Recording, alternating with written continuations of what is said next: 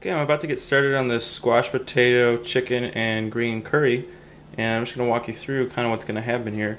So right in this plate I have a half of a brown onion sliced thinly. I got 4 cloves of garlic minced up. I got some coriander or cilantro.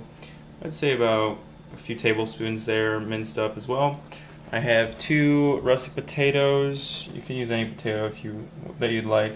And I also have about half of a butternut squash. Not a huge butternut squash. I'd say it was maybe about almost 2 pounds of the squash when I bought it. Over here I have the green curry, and it's just right here. It came out of the can, and yeah, you can pick this up for like $1 at a Asian store. But I mixed in with, I took half the can, and I have about a tablespoon of minced up ginger, as well as a tablespoon of fish sauce and about a couple teaspoons of brown sugar. Threw that in there, kind of mixed it up, and I'm going to throw that in later. I got some coconut milk, just a can of coconut milk, whatever one is your favorite, and I got some chicken thigh. You can use chicken breast, and I sliced it up into kind of like cross between chunks and slices. And yeah, that's about it right over here. Going over to the stove, I got a pot of boiling water with a few teaspoons of some chicken stock powder, and I'm going to boil the potatoes and the butternut squash in there until they soften up a little bit, and later on we'll put that into the wok where we're going to cook everything. I got a cup of jasmine rice in here. It's been soaking, and when it's almost time and everything's wrapping up, I'll turn that on so that it's ready when everything else is. I got a wok because that's what I'm going to be cooking it in. A little spatula thing for it. And we'll be seeing more of that later. Some garnish for later, which will be some whole coriander or cilantro and some chopped peanuts. So let's get started. Okay, so here I'm putting in the potatoes and the butternut squash, and we'll see how it comes out, but I'm going to do it for at least 10 minutes now and see how tender they are. You don't want them to be fully cooked, but you do want them to be tender.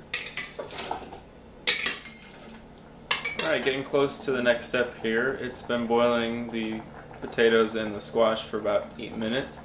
And about a minute ago I turned on my wok to high, and I'll keep it there. And over here I'm going to take this chicken and I'm going to put it into the wok soon, as well as this part of the dish, the onions and the garlic. But I will drain the squash kind of in between. There we go, I got the hot wok, and it's time to put in the garlic, onions, and chicken. Just going to go in with the garlic and onions first.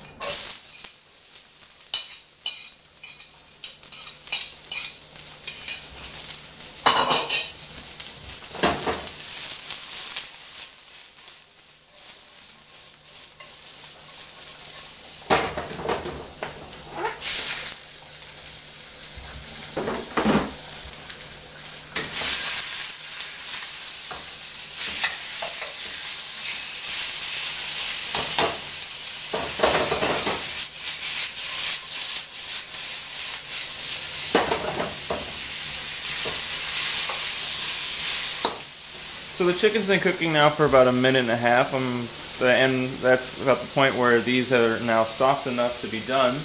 And so it's time to drain them, and we're going to leave them aside until they're ready to go into the chicken.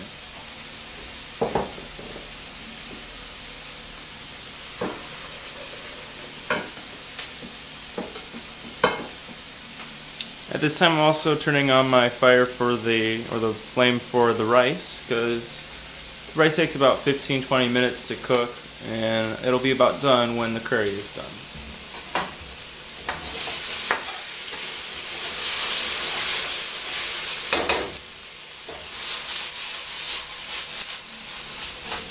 In total now, the chicken's been cooking for about 4 or 5 minutes, and it's getting to that point where it's pretty much almost done cooking. So I'm going to put in the squash and potatoes now. Give that a whirl.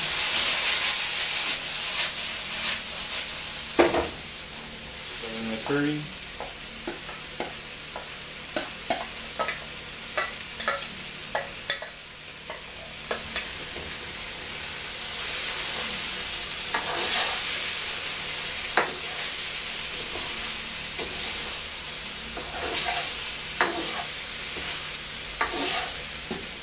Okay, so after I applied the curry paste in there, I mixed it around just to get the seasoning try to release the flavor into the whole entire bowl here.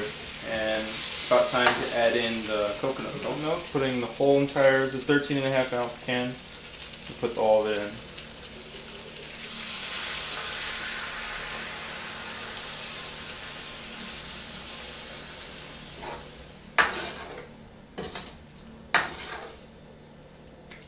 And just because it's kind of thick, I'm going to add in a little bit of the stock that the squash and potatoes were cooking in.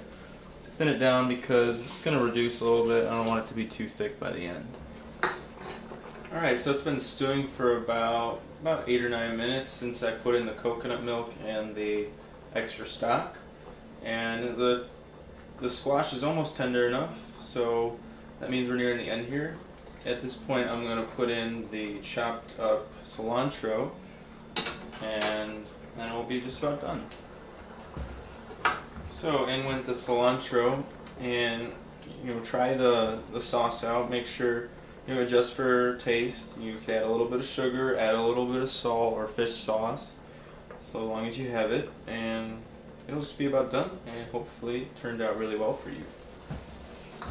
So in total here it's been about 15 minutes. I put in a little bit of cornstarch and water in here to kind of thicken it up, just because I don't like curries to be too strong, pure coconut milk thick.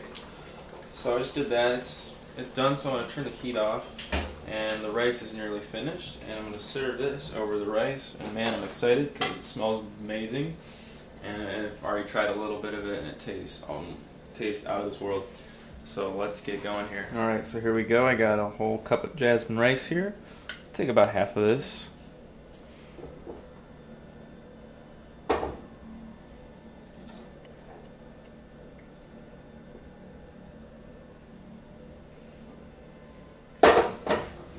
And of course, from earlier, got the chopped peanuts and the cilantro.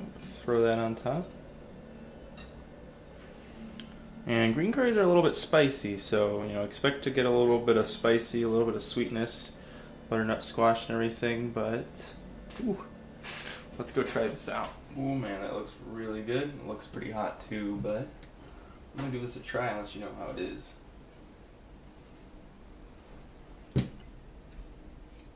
Well, I give it a try, and I have to admit this is very, very delicious.